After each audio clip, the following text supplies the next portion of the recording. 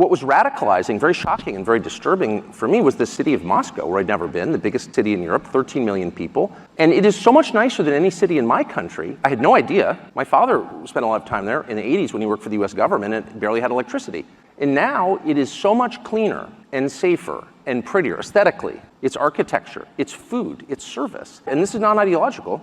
How did that happen? How did that happen? And at a certain point, I don't think the average person cares as much about abstractions as about the concrete reality of his life. And if you can't use your subway, for example, as many people are afraid to in New York City because it's too dangerous, you have to sort of wonder, like, isn't that the ultimate measure of leadership? And that's true, by the way, it's radicalizing for an American to go to Moscow, I didn't know that, I've learned it this week, to Singapore, to Tokyo, to Dubai and Abu Dhabi. Because these cities, no matter how we're told they're run and on what principles they're run, are wonderful places to live. I'm 54. I was born in 1969. I grew up in a country that had cities like Moscow and Abu Dhabi and Dubai and Singapore and Tokyo. And we no longer have them. And what I have discovered is that's a voluntary choice. As inflation is, as you heard in that fascinating last panel, inflation is the product of choices made mostly by the central bank, not exclusively, but by policymakers. Crime, same. You don't have to have crime, actually. My children don't smoke marijuana at the breakfast table. Why? Because I won't allow them. It's very simple. It's a short conversation. No.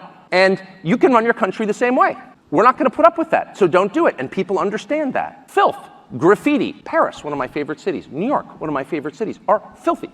Part of the reason they're filthy is because people spray paint obscenities on buildings and no one cleans it up. That encourages more people to do the same. And our policymakers, for some reason, don't notice this. London, another one of my favorite cities. You see English girls begging for drugs on the sidewalk. And I thought to myself, if I'm Boris Johnson, who briefly and very badly ran that country, I would ask myself, like, wait a second, my countrymen are begging for drugs on the street. Maybe I should do something about that. But no, he'll show up and give some speech about Ukraine and how we need to send, more cluster bombs to the brave Ukrainians. What are you doing? Comparing the culture, the competence between Vladimir Putin and Biden, how do you see the two men now running the world? I mean, if this were boxing, the fight would be called by the medic.